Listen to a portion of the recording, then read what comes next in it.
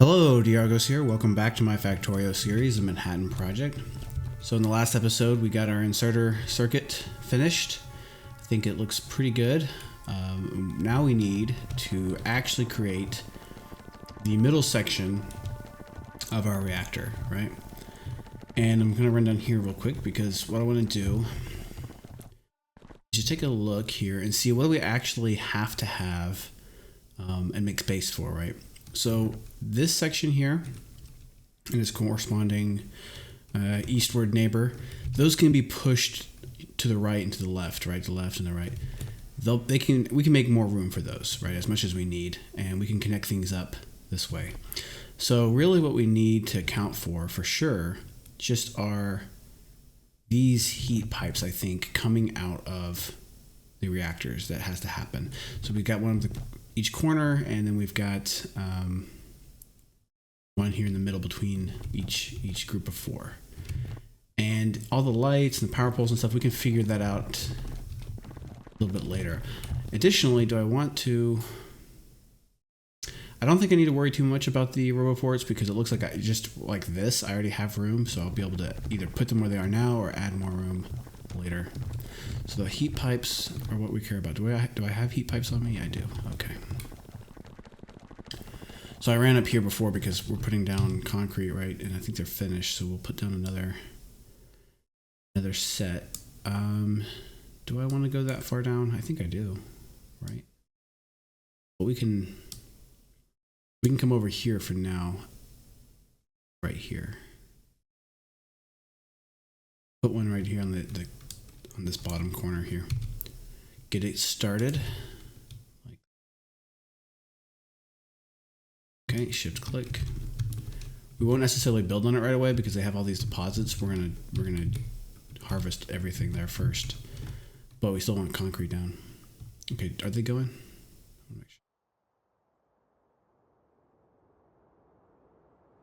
I don't know where they ended up. I think over here. All right. Well, they'll catch up eventually. Just want to make sure that it was hooked up right. Okay. So the first step is we got to think about collapsing this down, right, to something a little bit more manageable, and then we can put down our reactors like this. We might have to move this or pick up some of these power poles, I think. All right, and we said that they have heat pipes coming out the sides like this. I think right there was one. So really this is all we have to worry about because the other ones they can come up like right there. Like that, right? They don't have to be on the corner necessarily. Okay, let's pick that up. So really I only need this to be on one side and it will pass down the circuit commands all the way down from inserter to inserter, right? So we can start with the inserters, I think, and could probably do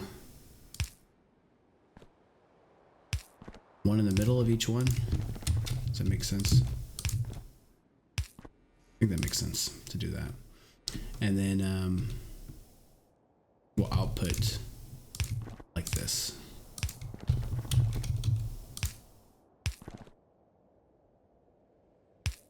Okay. And then we'd have either passive or active provider chests in the middle. We're going to blueprint this, so I'm actually doing it. That's why I'm actually putting stuff down right now. Doing what I know we need to have. I think we don't want to set these yet, but we'll set them right before we blueprint them. To request fuel cells. Because if I request a fuel cell now, it'll just turn it on immediately. I don't want to do that. Okay, and then we will need power for everything, right? We'll do the power last. Okay, so what do we not need? We don't need lights.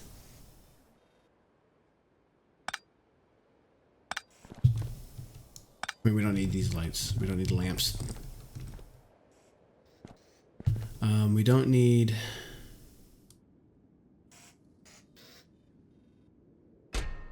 didn't override the stack size there.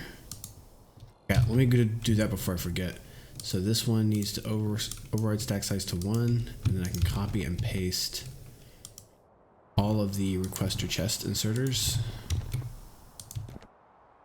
Very important. Okay, let's check. 1. Yeah. All right, and then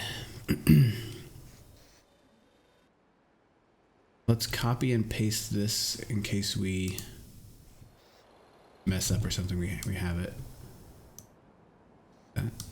Okay.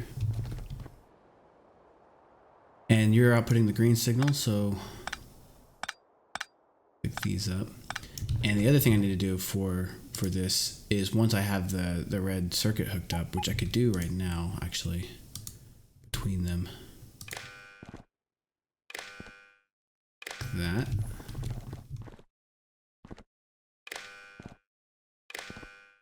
Okay.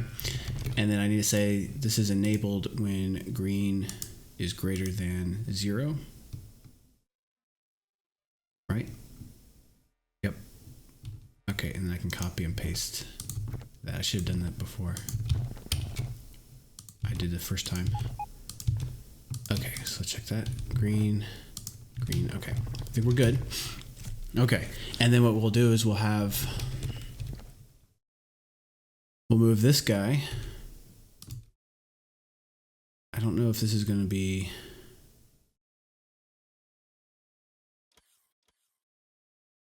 I don't know if this is going to be close enough. I think it will be. We'll see. At least to that one. Will it be to that one? Yeah, it will be. Okay. Hook you up there, and then hook you up there. Okay. And he's green 1 when P equals 2.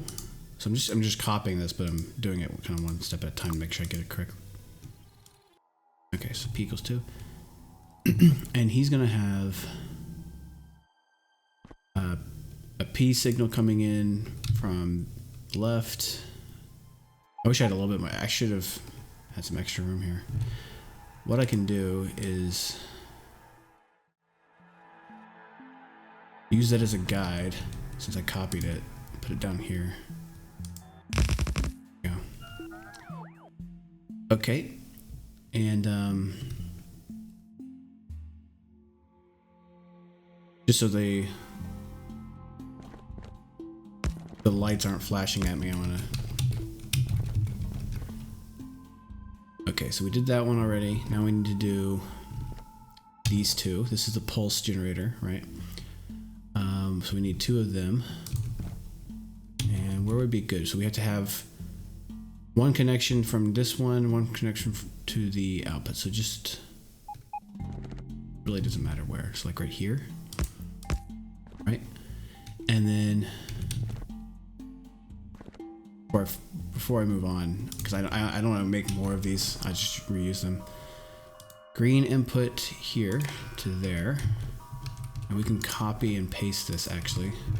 Copy and paste. I should be doing that for the other one. Okay. And then green from output to input. Check. And then red from the two, between the two outputs or inputs. Like that. Okay. Now we have the one that reads the accumulator. That's the accumulator. We're not actually using that one. Okay, so I think I need amount of deciders, but I don't want to make more. I'll make a couple more. Actually, I probably should just tear this up. It's just the problem is I don't want to tear this up until I've got it all figured out. Okay, so this one is it's connected to 3 different things. So it's going to be connected to here. I could put it right there, or I can put it right there. Let me think about that for a second, because I'm going to have to have the accumulator probably right here. And then I need these 4 things kind of near each other. So we could do, that's the clock. And I know that I have one more on this side, like this. Right? Okay, so we can do the clock like this. Well, it has to be connected up.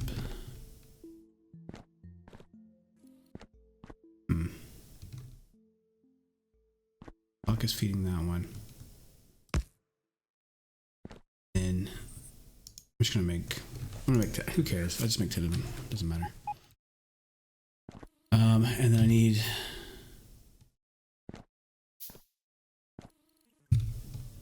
an arithmetic combinator. I need that one like right here could be okay. We might move that a bit. Then the other part of the clock right there. Okay, and then this one can go right here. And then the accumulator. Where's my accumulator? There he is. Go right there. And then finally the constant combinator for the clock. Do I have an extra one? No, I just use this one. Yeah, he can go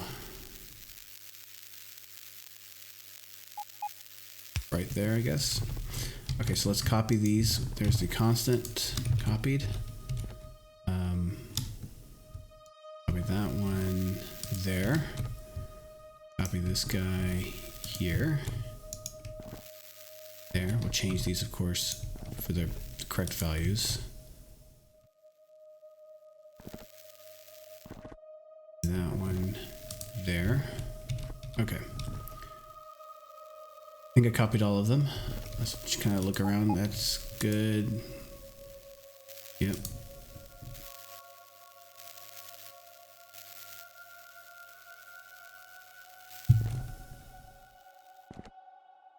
P equals 1. That's that one. Right. Okay. All right. Now we hook things up.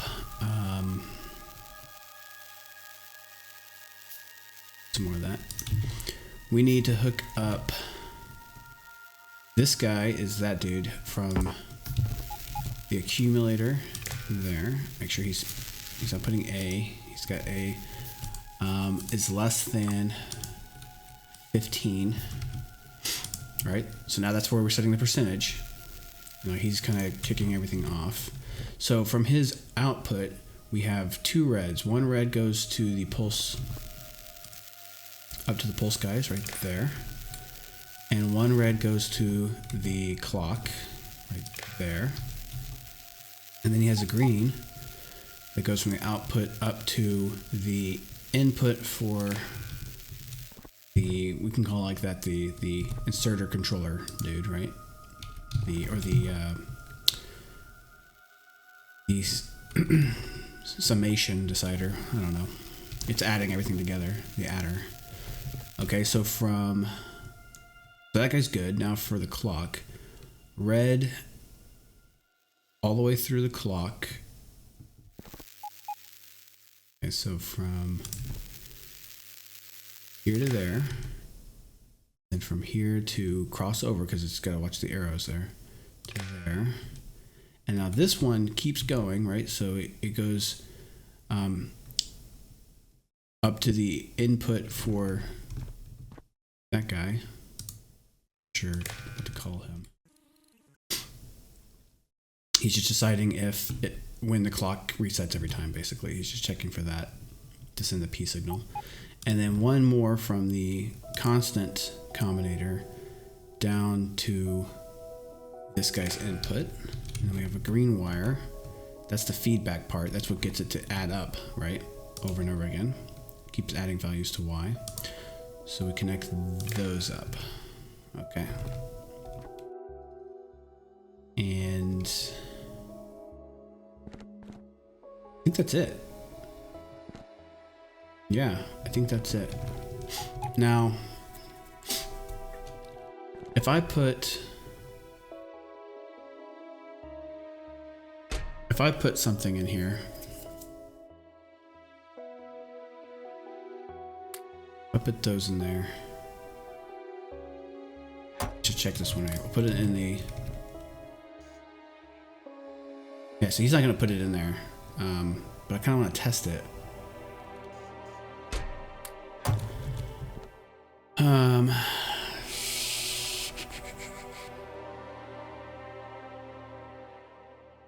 I also wish that I moved this entire thing over one, right? Because it's a little off center, so let's do that.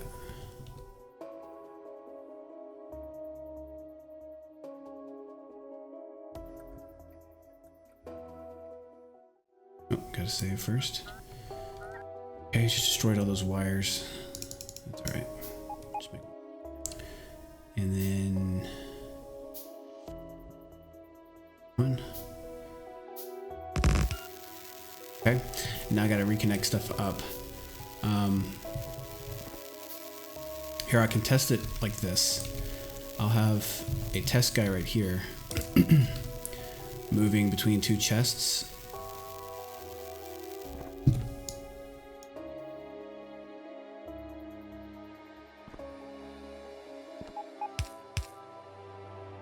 Copy and paste this, right? So copy, paste. I don't know if it kept that. It did, okay. Let's put in our test stuff. And then now it's not gonna run because, well, I mean, it's not gonna run right now because I don't think that the accumulators are ever dropping below 15%, right? So what we want to do next is add a constant combinator, which I'll borrow from this guy. Can pick that up now. And we're just going to bypass the accumulator and output a signal of P is 1. So there it goes. And if we hook this up now,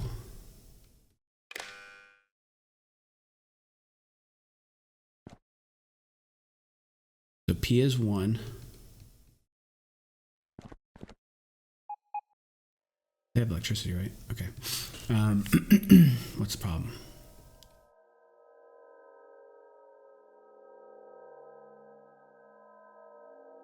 Oh, I don't have this cooked up here for one thing. I need to do that.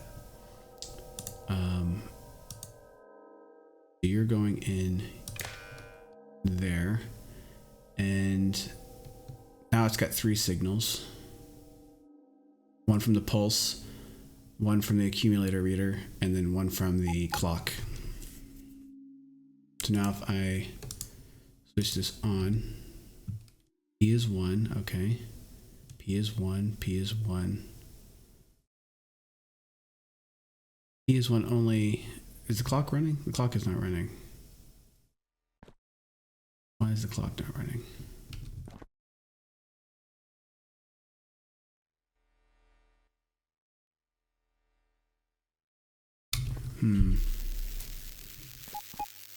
A little hard to tell.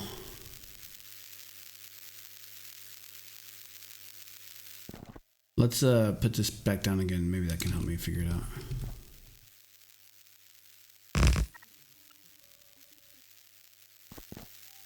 I'll make a couple of these.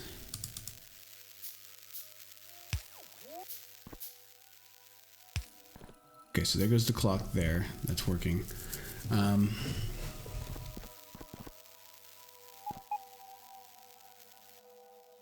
Oh, I know why, because it's A is less than 15. That's the signal. I'm not putting in P as 1. Okay, so get rid of that. A is it needs something under 15, right? Okay. So now if I switch it on, nothing happens. A is 9. Oh, because it's reading, it's overwriting right here. Okay. There we go. Got it figured out. Okay, so it's off,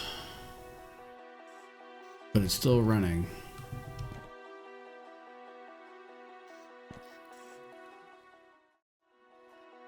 Don't know that it should do that.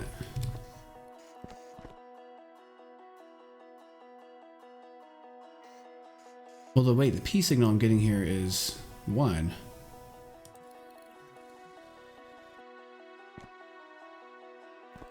Did I...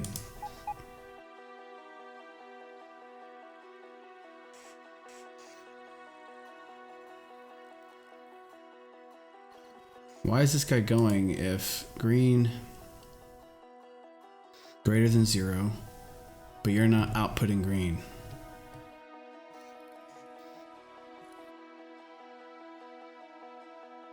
He is not too. What the heck?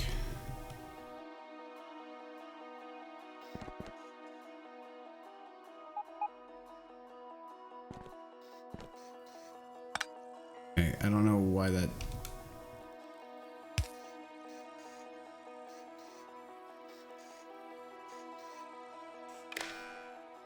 Alright, so it should be disabled now.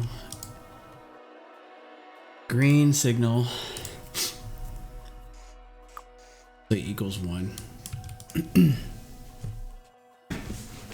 Okay. No, the green signal does not equal 1, dude.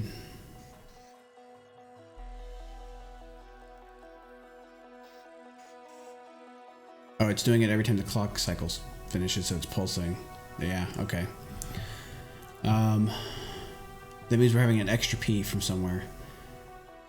That's where we're having the extra one, from the pulse.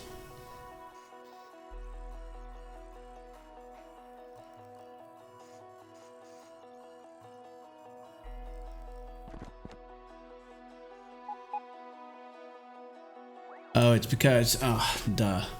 I'm an idiot. All right, let's just change this for a test. A is equal to 15. Change this to actually be 15, right? There we go. It's the problem. A's default value is 0. If I don't pass anything for A, I can't just switch it off. I'd have to move it up above 15, right? Okay, so now we're good. Now that's P. P is 1. Why is it still outputting P as 1 up here?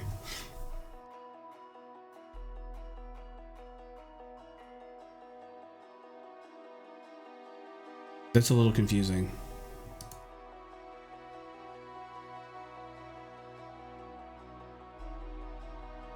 Oh, it's the input signal, right? Okay, so see, I was reading it as an output signal, and I had my mouse over that one, said output, and that one's input. Okay, now I think it's good now. So when I switch this on, I should see 1 pulse, and then it should wait 5 seconds, or yeah, 5 seconds, whatever this is set at. Yep. Okay, 1 pulse, 5 seconds, and then it goes again. Okay, great. So that's working. So I turn this off, add back the accumulator, hook it back up here. Okay. I change this to be A is less than 15. Okay. Pick this up. We don't need that anymore. I need to change the clock to be, instead of 5 seconds, we want 200 seconds, right? So we did this already, it's 12,000. And let me confirm my math on my calculator here again. So we know that there's 60 ticks per second. So we want 60 times 200, and that equals 12,000. All right, good. Okay, and then finally we need to hook up the output up there, and then again over on this side. Okay, now I'm pretty sure this is good to go for it being collapsed. And here, we'll pick this stuff up. Wait, is it the right one? Yeah, that's right. Okay, pick that up. Okay, and now I want to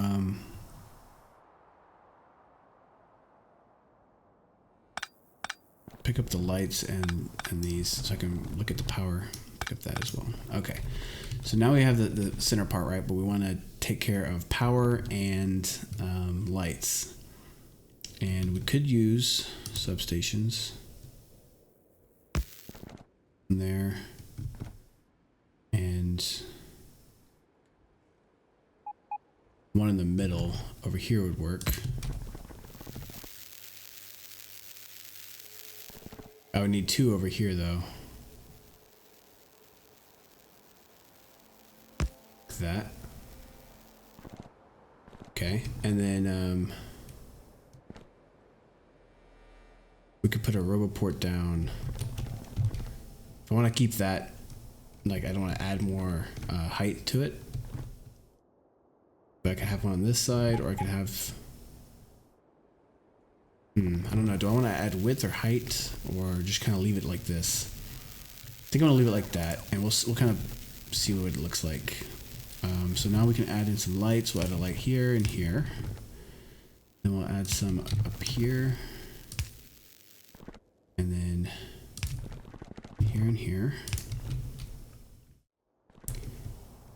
and then right alongside the edge there and there. Yeah. Okay, so that's our centerpiece, right? So we've got that. Now we can blueprint this off and start combining things together, which we'll do in the next episode. So thanks for watching, and I'll see you next time.